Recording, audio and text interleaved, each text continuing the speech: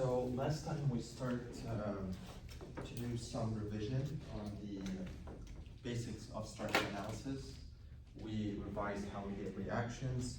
First, we introduced the determinant and indeterminate structure. We solved it one indeterminate structure. I'm not sure if you guys checked lecture 1 on Canvas. Did you? Does everyone have access to Canvas? All right.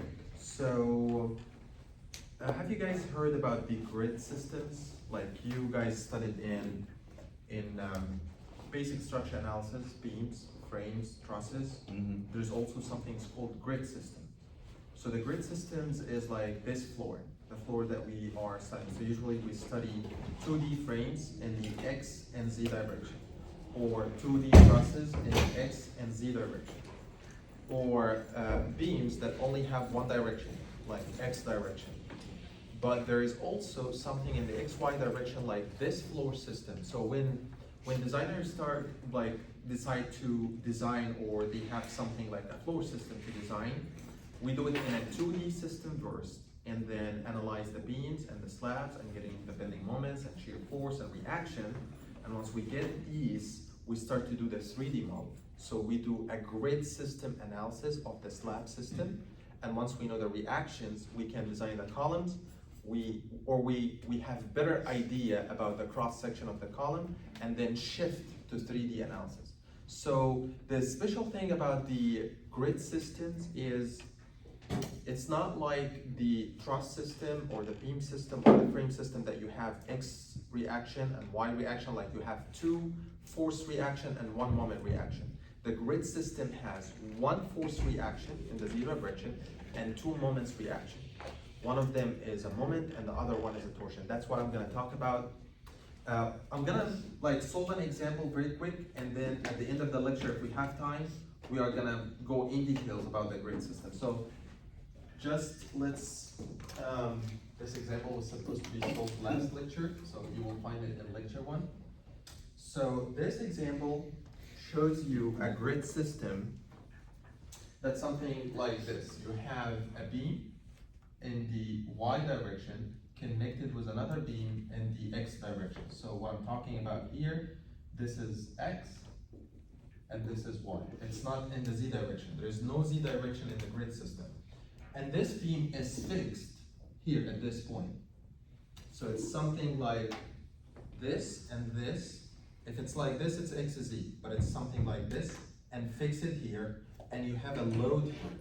So let's say somebody is sitting here, and this load is 1 ton. And the dimension of this beam is 5 meters and 2 meters. And I'm asking you, like any structure analysis problem, I want you to find the reactions and the internal forces. Maybe I don't mention what internal forces that I'm looking at, that I'm looking for, but once you find a grid system, you know that the internal forces that you are looking for are reactions such as the vertical force and 2 moments. I'm gonna tell you what are those 2 moments. So let's write what we want from this question. So find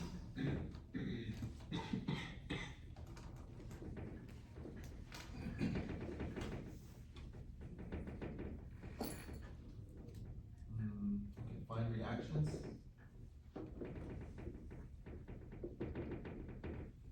Draw bending moment diagram, torsion diagram or torque diagram, and shear force diagram. This is a moment, or a torsion, and this is shear force diagram. Right, let's imagine what internal forces that can be induced in such system. So if you have a system like this, and it's fixed here, and there is a load here, what is gonna happen in this system? If there is a force here, there is definitely a reaction this way, so that this can be stable. And this want to rotate this way. So it's gonna make a torsion on this beam. But this beam has a bending moment, doesn't have a torsion. Because this load this way, wanna bend this beam like this. But when this goes down, it's gonna make a torsion on this. So there's a torsion reaction here. If this is want to turn this way, there's a torsional reaction in the other direction, so that can be stable. And if this load is pushing down, this one also has a bending moment, want to bend this way. So there's definitely another bending moment in the other way. I mean, like in the opposite direction. So what I want to find out, I want to find what are the reactions at this fixation. So that's what I am looking for. So let's find out. Okay, so from what I said, is there any reactions like in the y direction? I mean, like force reaction in the y direction or in the x direction? Doesn't look that way. There's not, because there is no forces this way. So this slab, when we design it as a single system, we don't put lateral force.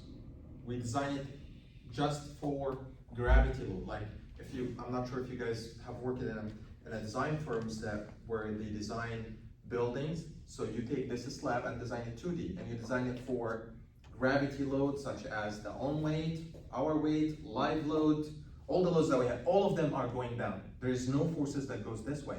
But once you design this and build a 3D model, you start to push this 3D model with lateral loads such as wind load and seismic load and all these loads. So there is no way for a grid system to have X loads, like loads this way.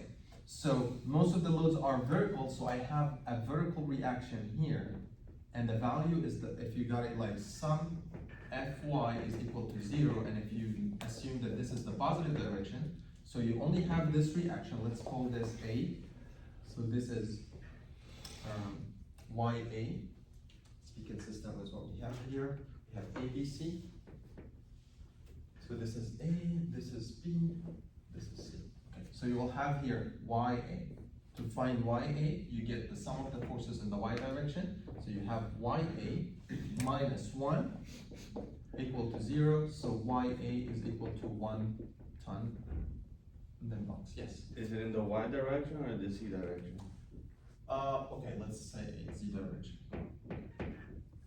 Because I said X and Y. Let's make this as C.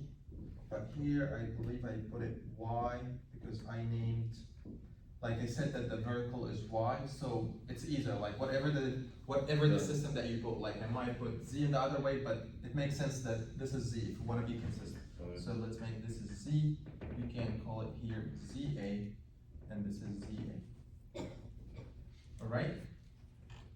Okay, so we have the vertical reaction. How about the other reactions? So I want to tell you something. So if we have a beam like this and has, I don't know, any types of load, let's put a roller here, let's put a vertical here, and when we like say there's a bending moment, like let's make a fixed here. And we are saying that here there's gonna be a bending moment. So when we draw a bending moment, we draw like a curved arrow like this, right? So there's different ways that we can represent this arrow. You can represent it like this with a curved arrow, and you can represent it by a linear arrow like these ones, but it's gonna be special. So you are gonna use your right hand rule. You curve your hand with the curve. So if you curve it like this, you can say that there's a bending moment like this, and you make two arrows on that one. Like you make something like this, and there's one like this and one like this. Two arrows, and they are in the direction of your thumb, like this, and your thumb is going out. If the moment is in the other way, so you make it like this, so that means that the arrow is something like that, okay? So that's the ways that we can represent. So if we are saying that there is a bending moment on this beam like this, so the bending moment is gonna be in which direction? Like it's gonna be something like this. That is the moment, something like that, because one is gonna bend this way, you need another moment in the other way to resist it. So if you put your right hand rule, you will find that you have two arrows like that. So that's the bending moment, that one.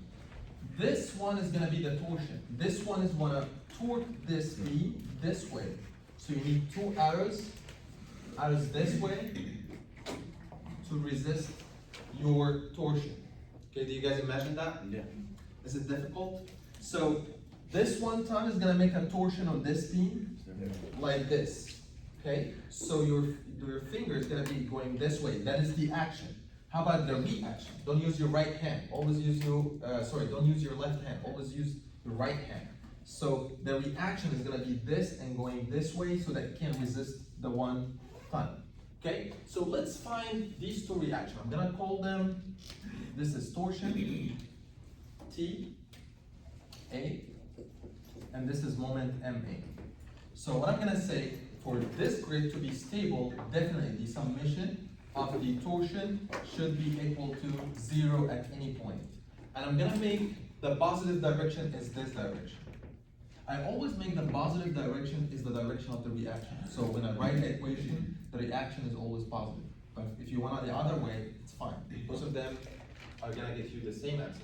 So I have TA in this direction at this point. So I'm gonna take the torsion at A. The same way that I got the summation of the reaction, I'm getting the second equation. The torsion at A is equal to 0. So I have TA is positive, is going this way. Taking the torsion about point A, so I have to look at all the loads that makes torsion, right? 1 ton is gonna make torsion or not? Yeah, by how much? 1 multiplied by 5 or 1 multiplied by 2? By 2. By 2, right? Because that's the arm. So what if the 1 ton is here? No torsion. 0. The 0, because the arm of the torsion is 0, right? Okay. So I have, this is, it's gonna be positive or negative? I assume that the positive this way. This is one is negative because it's going this way. So it's gonna be negative 1 multiplied by 2 equal to 0. So the torsion at point A is equal to 2 ton meters. Because it's still a moment unit. Okay, so we're done with the torsion. The third equation is gonna be the sum of the moment at point A is equal to 0. And I'm gonna assume the positive is in this way. Like I'm gonna make something like this. That means that this is the positive, and this one was something like this. Okay, so that's the positive direction. So MA definitely is positive. I have only one load that makes moment. So 1 multiplied by 2 or 5. That's a tricky. It's 5. Why? It's here, and the distance that makes moment is this distance, not this distance. So if this load 1 is here, it's gonna be 1 by 5. If it's here, it's still gonna be 1 by 5. If it's here, it's still gonna be 1 by 5. When it's gonna make a difference? When it's here. Because it's getting closer to the point that we are taking the moment at. So it's gonna be 1 minus 1 by 5. Definitely it's negative because the 1 is going this way and my positive is in the other way. So it's equal to 0. So MA is equal to 5 ton meters. Okay, so that's how I solved the grid system. It doesn't have 2 force reaction, only 1 force reaction, like going up or down, but there is no normal force, like there's no tension or compression in the grid. There is moment and torsion, yes? For the summation of moment at A, which point did you do the moment? I did at this point. Oh, okay. If you want to take it at this point, that's fine. It's gonna give you the same answer. Okay, take it at any point. All right, so that's how to solve a grid system. I'm gonna talk about grid systems in details, like at the end of the lecture, about the difference of force that we have and how we understand or quantify their indeterminacy. So we're gonna talk about all this, but this is just an example for introduction. All right, so let's, where's the,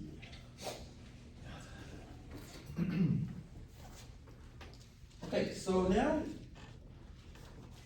we have a pretty good idea how to solve determinant systems. This is a determinant grid system.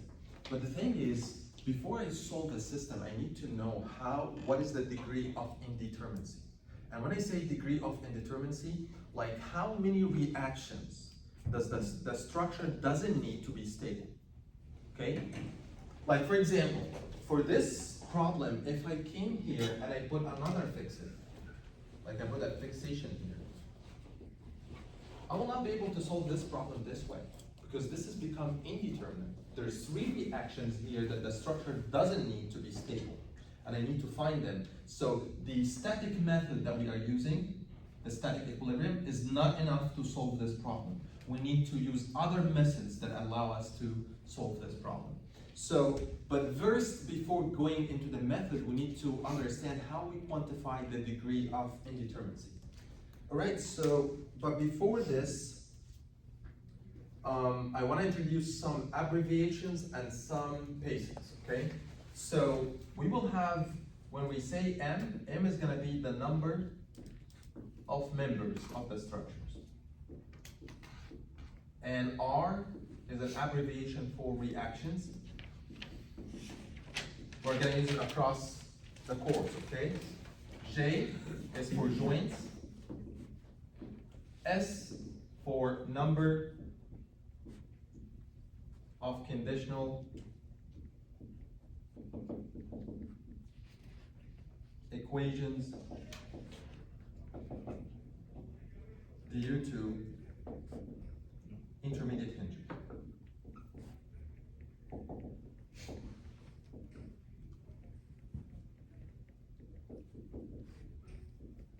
Okay, so this some abbreviations. I'm going to talk about S. We talked about S last time. So when we have a structure like this,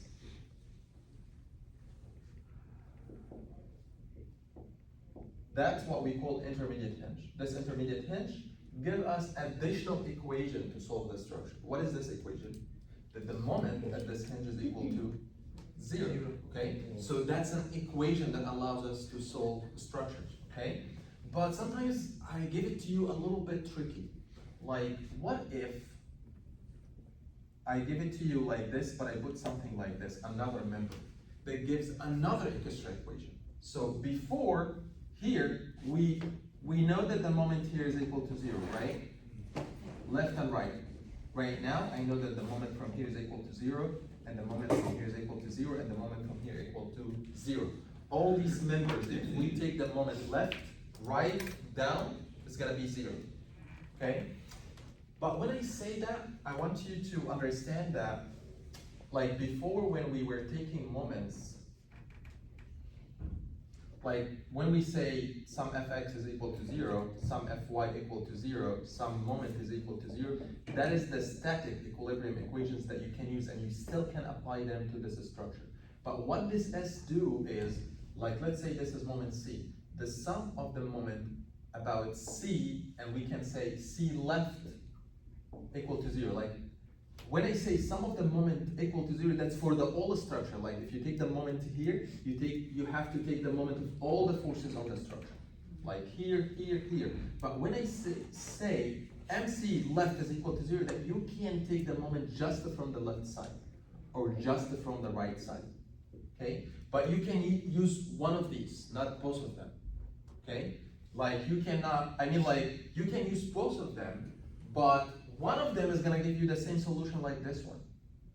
Okay, so you will have a redundant equation that you don't use. Okay, so this is going to give you just one extra equation to solve the problem. However, you can use the two, but one of them is going to be similar to the sum of the moment here. You can try it yourself. Try to build a truss, try to build a frame or a truss, whatever, and a truss is not going to work because it's all intermediate hinges. So like this and with any load and solve this structure and try to take moment left and moment right and moment here. Two equations, they are gonna be like 2x plus y equal 1 and 4x plus 2y is equal to 2. These equations are similar. It's just you multiply this by 2. Try it yourself and you will find out, okay? So this only gives you one extra equation to solve the problem.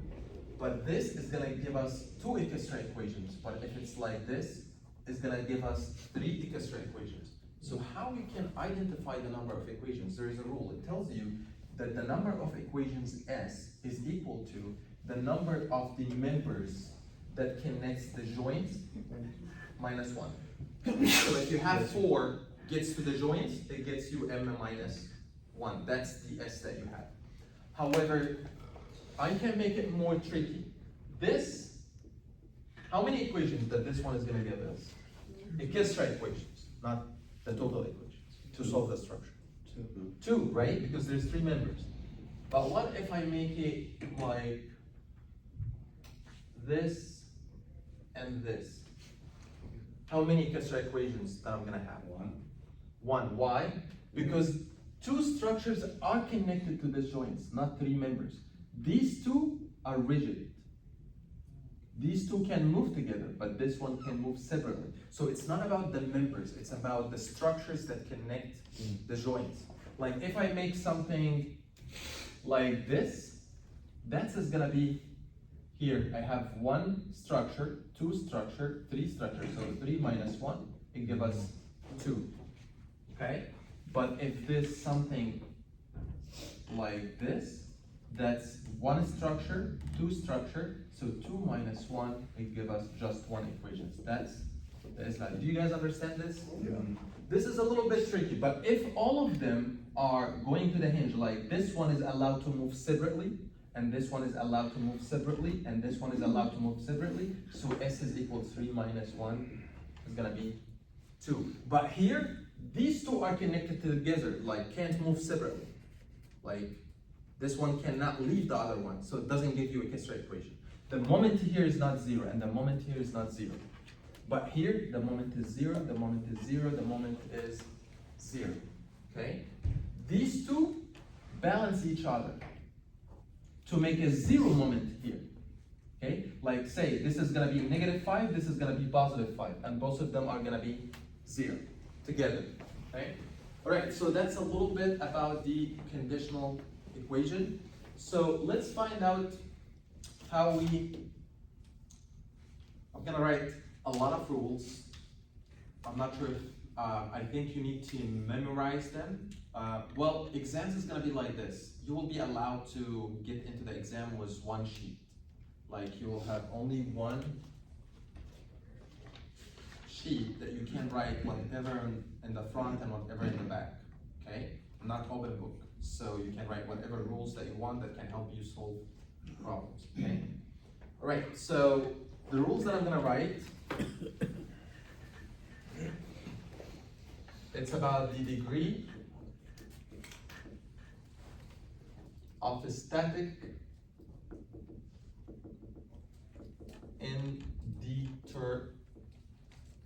indeterminacy. All right, so every type of structure has different rules. I will tell you why right now.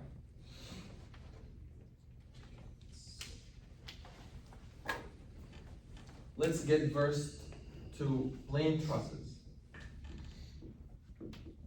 Plane truss. And then we will talk about space truss.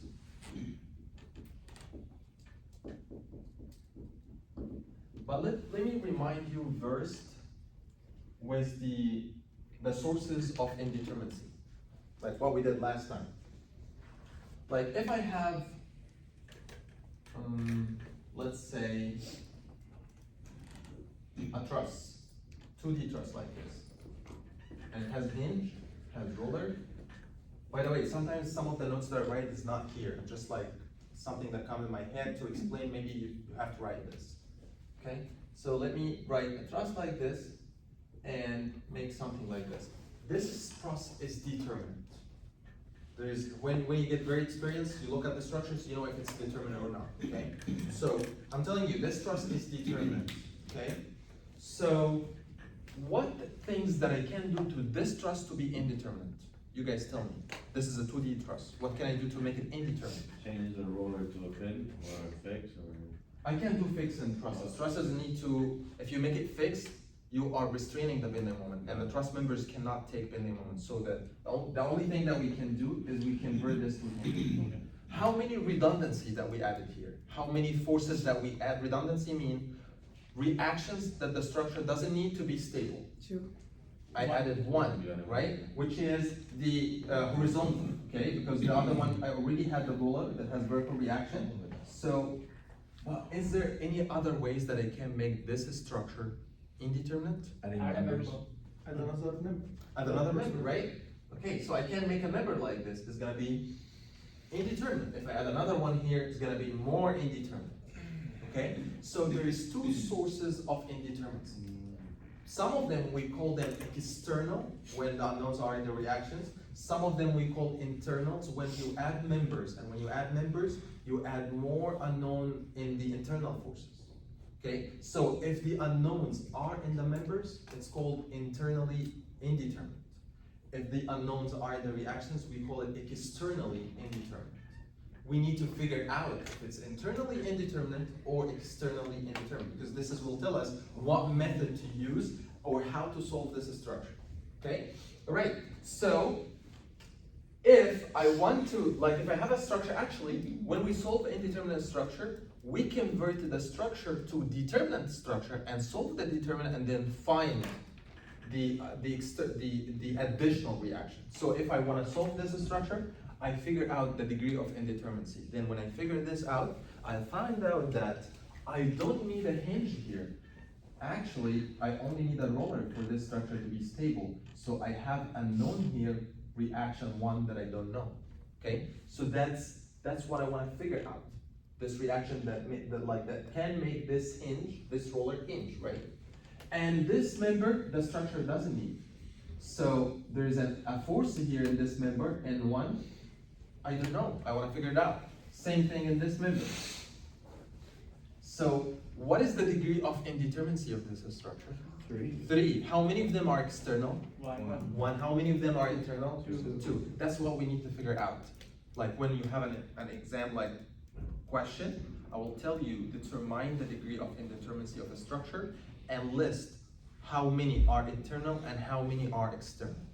But this rule that I'm gonna write right now will only tell you the total degree of indeterminacy, and then you will have to figure out yourself how many of them are internal and how many of them are external. Okay, so let me write the rule. If I have a truss, the degree of indeterminacy, let's put it here with the abbreviation. It's called IS, degree of indeterminacy. And we have another thing, it's called IK. Okay, I'm gonna put degree of static indeterminacy. So we're gonna differentiate static indeterminacy, and IK is the degree of kinematic indeterminacy. And we're going to talk about kinematic indeterminacy by the end of the lecture, if we have time. All right, so plane trusses, the IS, which is the degree of static indeterminacy, is the number of members, M, plus the reactions, minus 2 multiplied by the number of joints. Where did this rule come from? When this rule comes from, that every member in this structure has an unknown in the truss. What is the unknown in each member of the truss structure? The normal force. Okay, so you have one normal force in each member. We don't know. We need to figure out. Like when I told you here, draw bending moment, torsion, and shear force diagram. That's the unknowns, internal unknowns in the members, and the reactions are external unknowns. So basically, IS is the unknowns minus the equations. The number of unknowns that you have, and the sources of these unknowns are internal, like the internal force in the members, which this represents the normal force in each member. And the reactions is unknowns as well. I have 2 reactions here and 1 reaction here. That's the reaction. Joints is the number of equations. And why it's a 2 multiplied by joint? Each one of these joints has an equilibrium equation, sum fx equal to 0, sum fy equal to 0. That's all the equations in all the structure. So this is 2 because you have sum fx and sum fy. So basically you count, like for example, let's make a truss like this.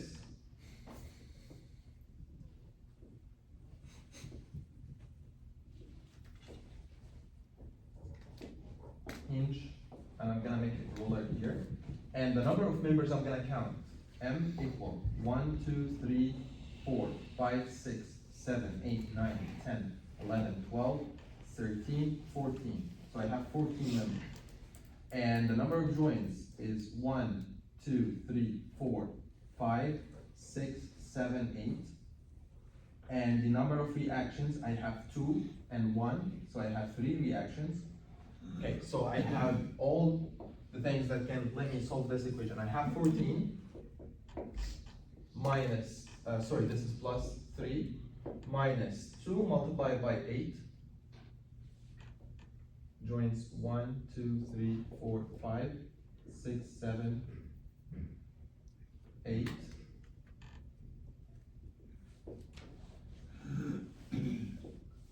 Alright, so you'll have here 17 minus 16 is gonna give you 1, right? Is this one externally or internally? Internal. Why? Because I have a member here that structure doesn't need to be stable. However, externally it has hinge and roller and it's a stable, okay? There's a little bit of confusion in these problems, that's why I was counting more. Do you guys know what I was thinking of? I stopped a little bit, I was like looking at this structure.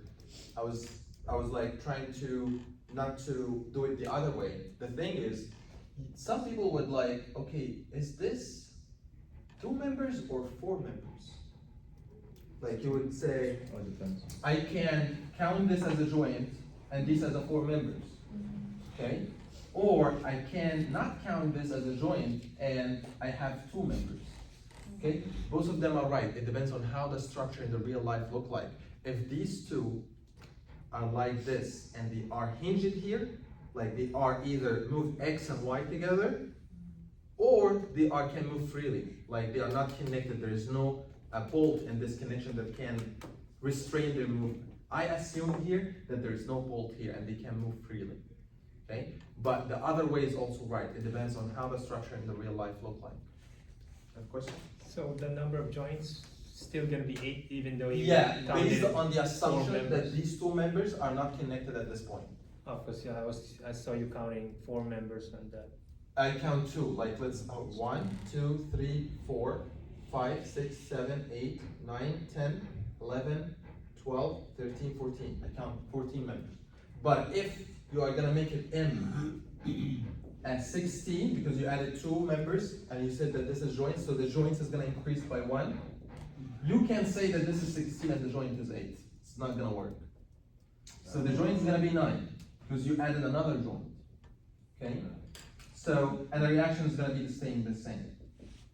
Let's find out the IS. Like here, if you did it, it's gonna be how many? 16 plus 3 minus 2 multiplied by 9. So this is gonna be 19 minus 18 is gonna give you 1.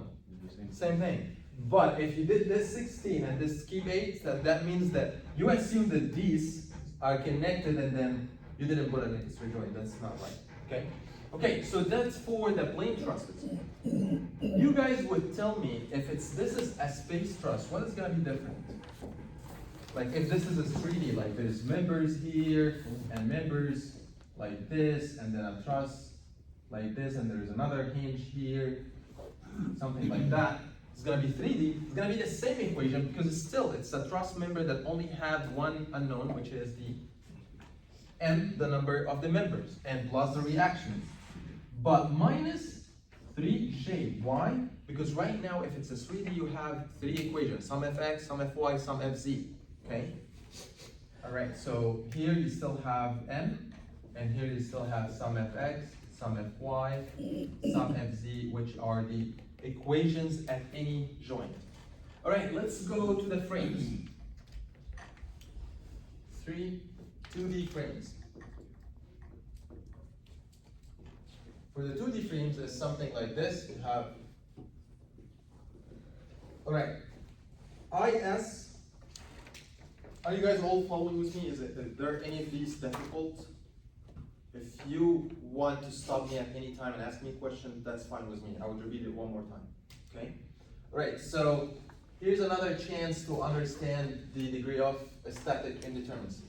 Okay, IS for frames is different from trusses. Trusses, every member have one unknown, which is the normal force. But in frames, every member has 3 unknowns. Do you know what are they? Like if I cut in any of these members, what the internal force is inside? Normal, shear, and moment, right? Okay, so I have every member multiplied by 3 because every member has 3 unknowns, internal unknowns, plus the external unknowns, which is the reactions, okay? Plus something is called RS. What is RS? If one of these members has a rotational spring like this, This is gonna add another unknown to the member, which is the moment inside the spring. If your problem doesn't have a spring, so Rs is equal to 0. So R is the number of reactions in the springs, okay? All right, so that's the unknowns.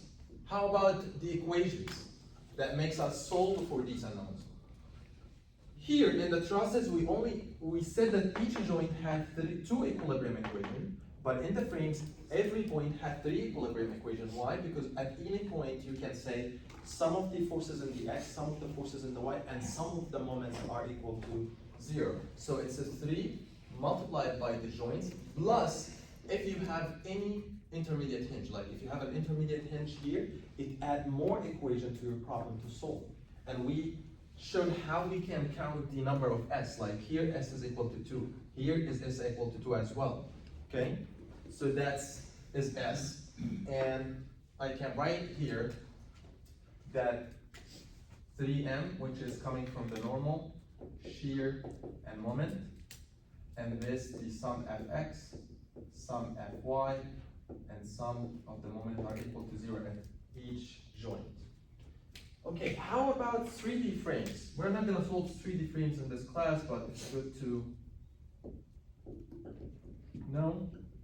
3D frames is IS is gonna be equal to 6 multiplied by m plus the reactions plus the rotational springs minus 6 multiplied by j plus s.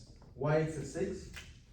Because every single point is gonna have the normal, 1 normal, 2 shear, and 3 moments. Like, let's assume that this is a cross section.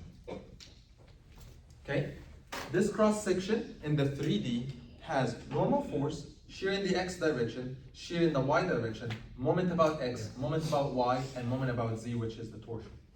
That's the force, the total internal force in a member in the 3D. So that's the internal forces. So you have 6, which are normal, shear x, shear y, mx, my, and mz. And here you have 6 equations, some of the forces in the x, y, and z, and some of the moments in the x, y, and z. That's the equations that you have. So it's 6 and 6, okay? The last thing is number, we have 1, 2, oh, I put 2 3s. This is 4. Number 4. And number 5 is the grid system. The grid system is like the frame, similar to the frame, just like maybe something like this, and maybe fix it here, and maybe cylindrical hinge here. That's like a grid system in the 2D. I'm making fixed. So it's gonna be the same equation like here. IS is equal to 3m plus the reactions plus the rotational springs minus 3 joints plus s. But the thing is, the unknowns in the members, do you guys know the difference? In the frame, there was normal, shear, and moment, but with grid, there is no normal. There is shear And torque. and torque and moment, right? Okay, reactions and the joints have sum Fy equal to 0, and the sum of the moment is equal to 0, and the sum of the torsion is equal to 0. That's what we did in the first problem. We get sum Fz, vertical, sum of the torsion, sum of the moment, okay? All right, so that's... Also, there's a trick that we do for frames to get the degree of indeterminacy. Let me write it here. Let's imagine that we have a frame like this, and this frame has a hinge and has a roller here, and it has this shape. What is the degree of indeterminacy for this frame? 0, right? Stable, you can solve it, hinge and roller, there is no extra member, and you can't solve it. Why? Because it's an open frame. Like if you don't have this member, you still can't solve this frame. If you put a member here, you still can't solve this frame. But once you put hinge here, you add 2 redundants to this frame to solve, okay? And that's 2 redundants. If you add a member here, that's another 3 redundants. This one, 2 redundants, externally, I mean a redundant reaction that the structure doesn't need. This is 3 add redundants to the structure, but they are internal. And there is another 3 if you put this here. Usually this structure, you will find them in the irrigation structures like culverts, tanks, water tanks. You have closed vents. If you guys designed water tanks before or designed culverts, we usually take 1 meter cross section in the culvert. It's a box like this, and we try to solve it. It's something like this. To solve this, you can do it in an easy way. You can use the 2D frame equation, or you can use, we say that IS is equal to 3 multiplied by the number of vents plus the reactions plus the rotational springs if they are there, minus 3 plus S. That's an equation. Each vent has 3 extra equations, so we put 3 multiplied by the vents. And if you cut these vents here, you will be able to solve this structure because it's gonna be open structure. Okay, so that's another way to do it. Maybe if you don't want to use it, I'm not going to give you structure like this, but maybe you can see this in one of the real life applications. And I put it here as well, like the 3 number of vents, number of closed vents, like each one of these vents has 3 extra unknowns that you need to figure out. Like when I get a structure as Omar, if I want to get a structure like this, like let's say something like this, and solving this structure in whatever way that I want, first thing I look at the vents, at any closed vent in my structure like this, and I open it and I show the unknowns. Like the unknowns here are the normal force, the shear force, and the moment. That's 3 unknowns I want to find out. That's what I do when I solve any structure.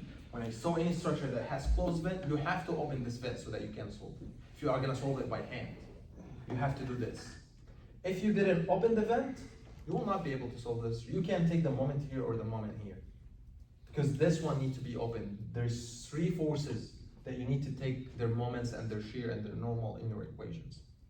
If you have a vent in your structure, that makes you have to open the vent, show the forces, and include them in your process. So that's why I was talking about the number of vents. We talked about the external and the internal indeterminate structure. So let's solve some problems as a practice. I did this truss, and I did 2 trusses. Yeah. Okay, so how about we solve this, because I have it here. We solve it with the vent equation and with the 2D frame equation.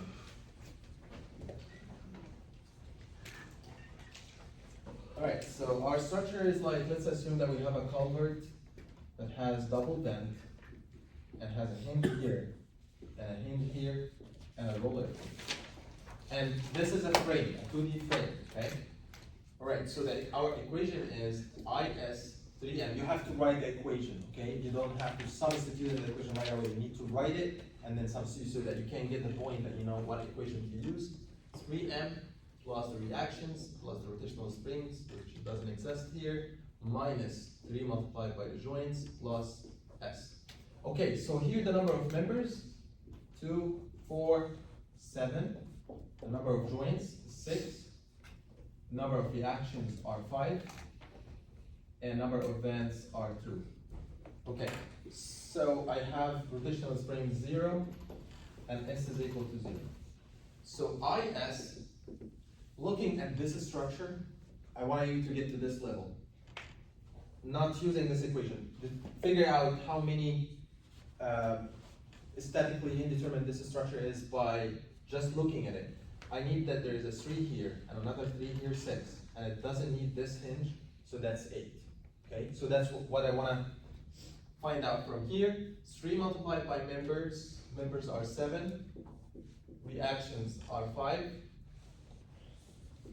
RS is 0 minus 3 multiplied by the joints, 3 by 6, and S is 0. So that's 21, 26, minus 18, It's gonna give you 8. So that's 8 is statically indeterminate. How did I know that? There's 3 unknowns here in this vent. I have to cut this member to make it open, and another 3 here. And the structure doesn't need this hinge to be stable because it has a roller and it has another hinge. So that's 2 external and 3 internal, so that what makes the 8. So the 8, in the question I'm gonna ask you, how many externally and how many internally? So you say that this one has 6 internal and 2 external. Alright, you can solve it with the vent equation. IS is equal to 3 multiplied by the vent plus R minus the 3 plus S. Okay, I have 2 vents, 1 and 2. This is vent number 1 and this is vent number 2. So I have 3 multiplied by 2 plus the reactions. I have 5 minus 3. So this is going to be 6 plus 5 is 11. 11 minus 3 is equal to 8. Give you the same answer. Okay? All right.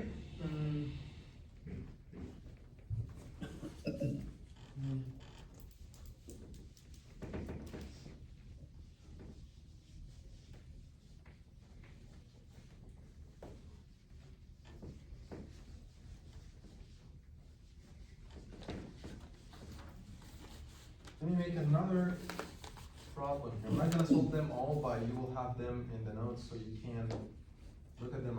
I'm gonna solve the difficult ones. I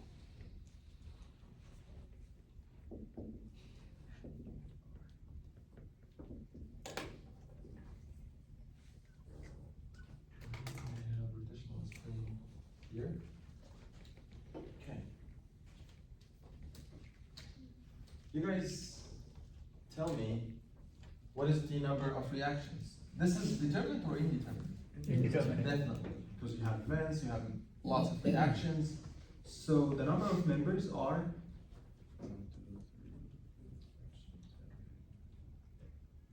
10. Joints. Don't count this as a 2 joints. That's all is 1 joint, okay? Right. You have 3, so 9, okay? So what else that we need to count? We need to count the reactions. I have 9, 3, 3, 3. What is the rotational spring numbers? Not the rotational, all the springs, okay? But I have here rotational springs, so I only have 1. And why I put 1? Because there's an unknown in this spring, which is the moment that I don't know, okay? Do you guys remember when I taught last lecture that this is a semi-rigid connection? This is like a fixation, but it's not fully fixed, okay? It allows rotation, but also has moment. Okay, so what else did I need to count S? You guys tell me, how many S do I have here? 1. Why? Because I only have 2 structures connected to this hinge. This hinge is not like this.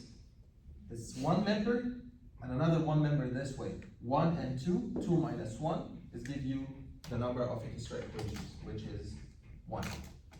All right, I have all the information that I need to get the IS. Okay, IS is equal to 3 members plus reactions plus rotational springs minus 3 joints plus S. So I have 3 multiplied by 10 plus reactions 9 plus RS1 minus 3 multiplied by 9 plus S, which is 1. Alright, I have 30 and another 10 is 40, and I have 27 plus 1 is 28. So that's gonna give you 12 degree of static indeterminacy are 12, okay? Tell me, how many is internal and how many is external? It's very easy to external, right? I can remove this and remove this and it's gonna be stable, right? So I have 6 that are external. How about the internal? Definitely they are 6. But I'm gonna ask you in the exam, show me the redundant, okay? What does it mean by showing me the redundant? Like, build this structure, remove all the extra reactions and unknowns or internal forces, that this structure doesn't need to be stable. So how can I do this? Look, First, you have to remove these, and you will show the reactions here. Like this is gonna be, let's write it here. And I'm gonna put this one. You can put only one of these. If you left this, that's fine. If you left this, that's fine. Just you need one fixation to make this structure stable. Like let's say I put it fixed here. If you add member, it's still stable. If you add another one on top, it's still, because you have a fixed support that can't, it's like a tree. The tree can have many branches. Okay, so, but you have to show me the redundant. What is the redundant? I have a reaction here that I don't know. Let's say number 1, 2, and a moment number 3. Same thing here, 1, 2, and 3. I figured out what is the 6 external unknowns that I don't know. That's what we call redundants. And we say this reaction number 1, like R1, R2, R3, R4, R5, R6. This is the reaction. Internally, I told you when you look at the structure and you find a vent that is closed, you have to open it so that you can show the reactions that you don't know. So I have to open this. You can open it from any side. You can open it actually from here, like from this side. And then once you open this vent, it's gonna show you 3 internal forces that you don't know. You don't know the shear here, you don't know the normal force here, and the moment here. Actually, when you cut in a section like this, let me put it here. Like let's say that this is a beam, all right? And I want to figure out what is the unknowns, what is the normal shear moment here. You cut here, this beam is going to be something like this and something like this. So the internal forces is going to be, you will have, for example, a normal this way and a normal this way, and a shear this way and a shear this way, and a moment this way and a moment this way. It will tell me.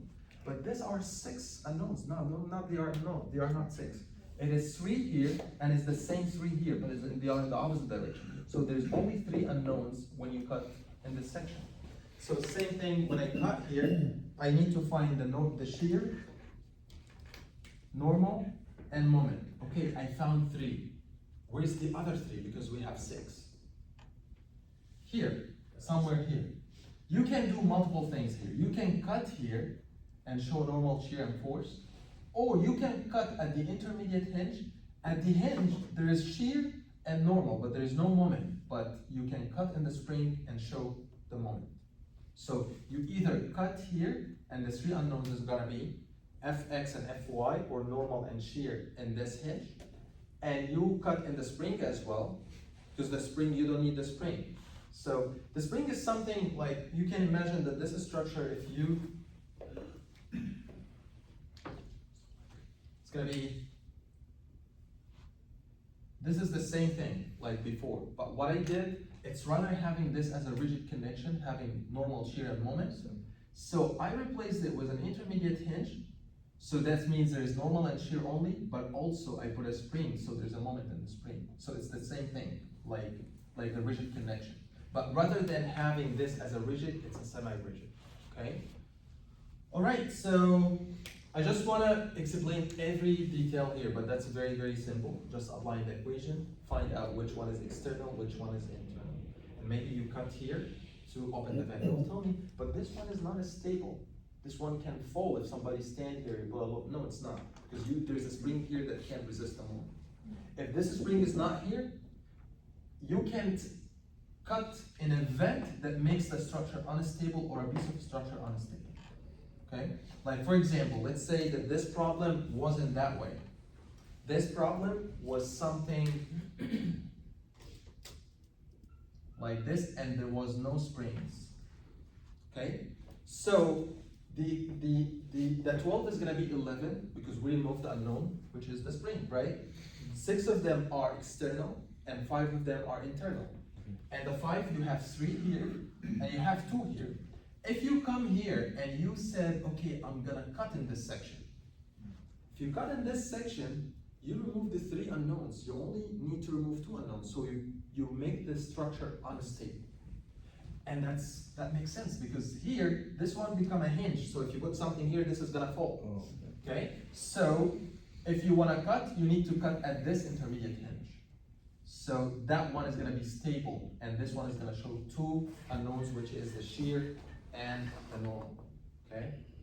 All right. So how can I figure if a structure is unstable?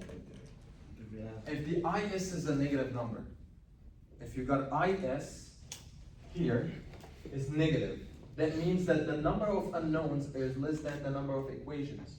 Like for example, let's think one.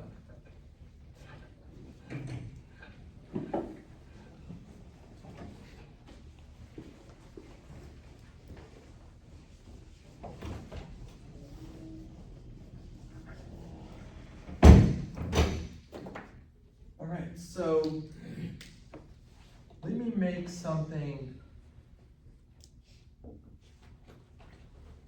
like this, okay? And the number of members are 4, the number of joints 1, 2, 3, 4, 5, the number of reactions are 3, and okay, IS 3M plus reaction minus 3 joints. Yeah, you need S is equal to 1 plus S. Let's solve these. 3 by M is 3 by 4, reactions are 3, minus 3 joints, which is 5, plus S is 1, so this is going to be 12, 12 plus 3 is 15, and this is 3 by 5 is 15, plus 1 is 16, minus 16, that's equal to negative 1. Negative 1 means that your structure is unstable, okay? We call it statically unstable. Okay, because there's something it's called geometrically unstable. We are gonna talk about it in a little bit. Statically means that if the static equations are not enough to make this structure stable.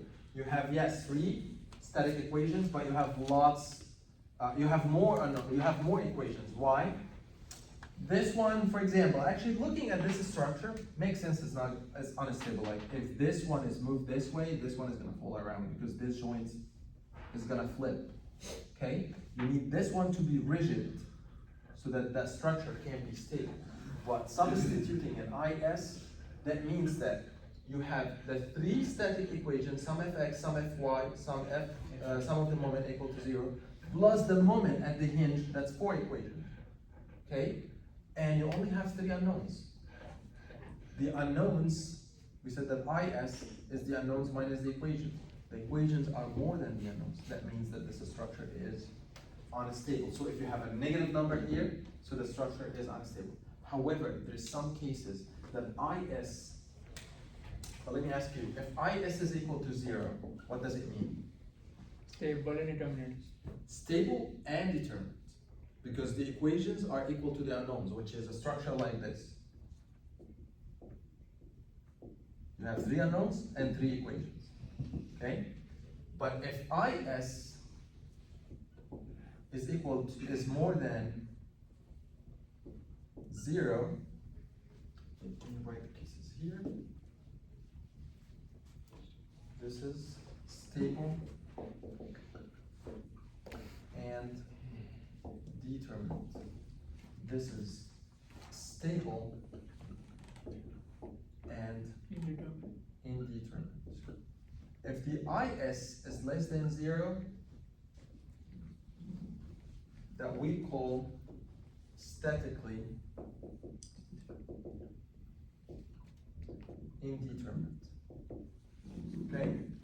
That's the cases that we have. IS is equal to 0.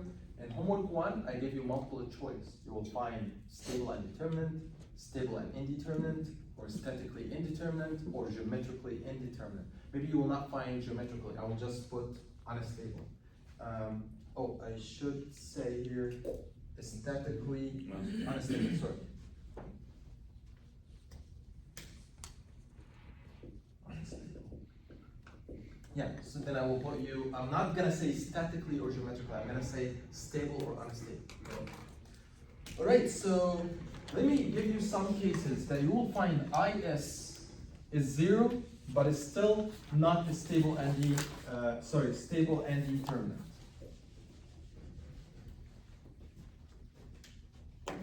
Like if I give you a structure like this, and you have a hinge here and a hinge here, let's do the equation. IS is equal to 3 members plus reactions minus 3 joints plus S.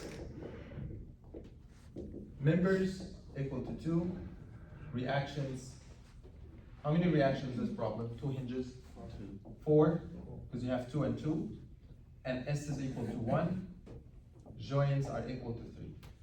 So you have 3 multiplied by 2 plus 4 reactions minus 3 multiplied by 3 plus 1.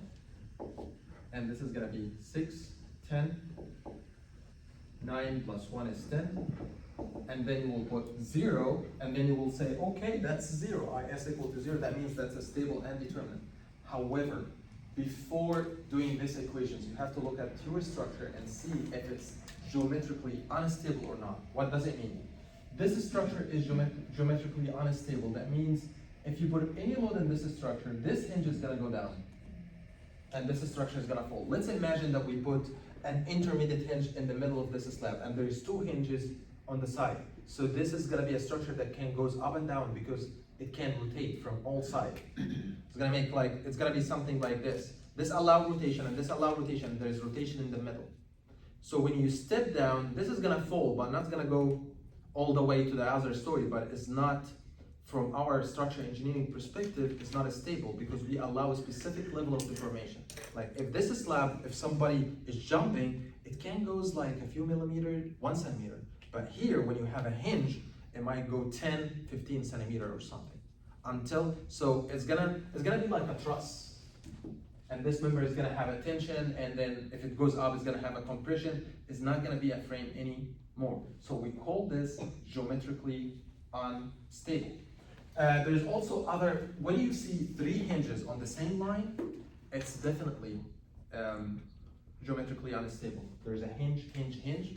So it's definitely something, you are gonna have a mechanism. Okay? Mechanism, that's something that is moved this way. This can be also if you have a frame and it's fixed here and a frame fixed here. If it's that way, you will say that says 3 statically indeterminate because you have extra reaction. Okay, I'm gonna give you one more equation here. That's a hinge, so it becomes 2.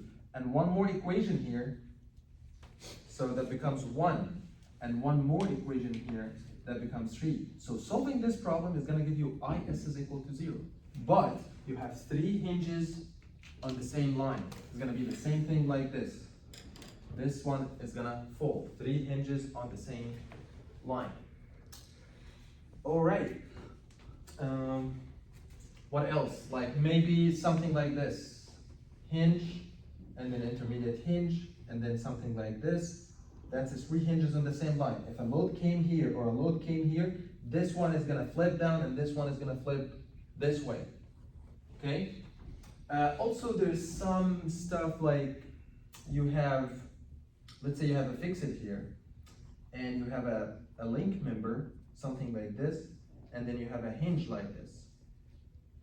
So this is unstable.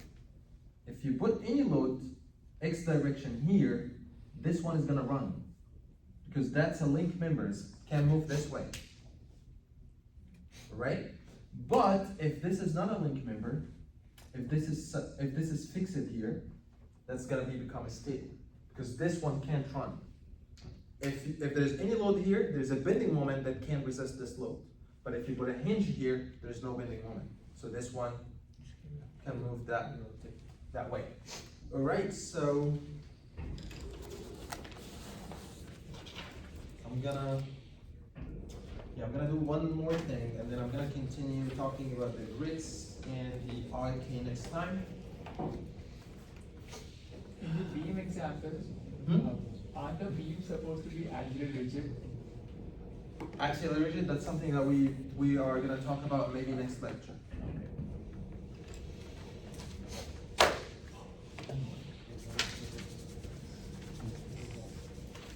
It's gonna be in the kinematic indeterminacy next lecture.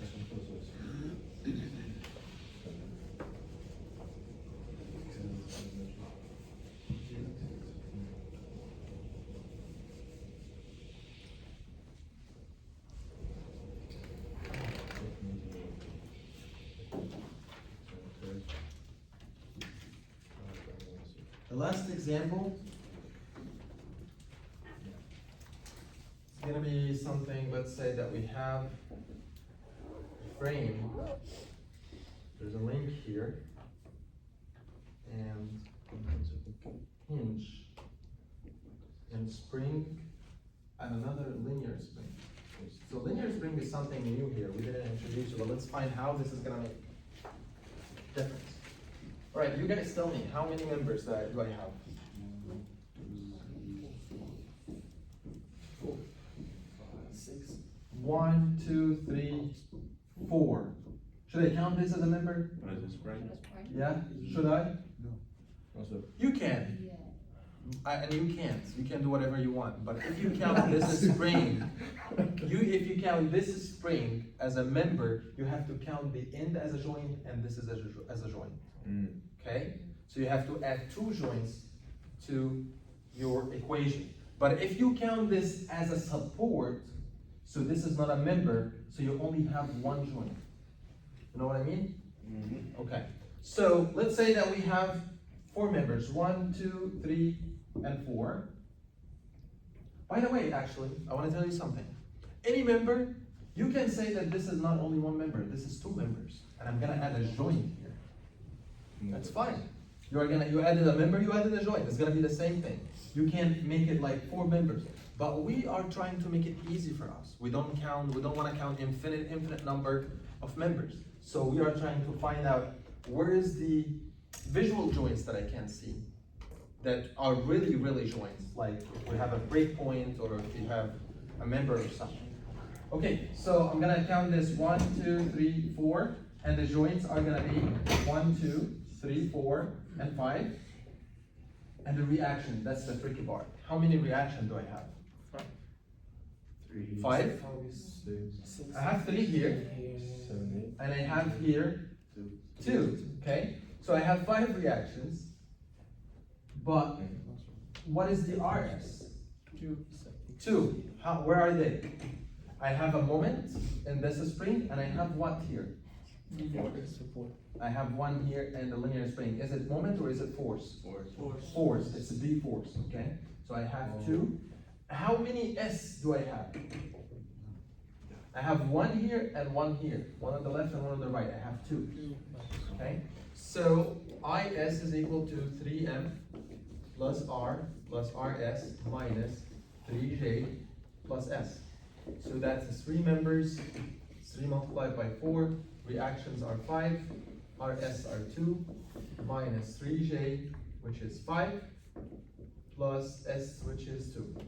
Okay, I have 12, and 17, 19, 15, so that's gonna be 2.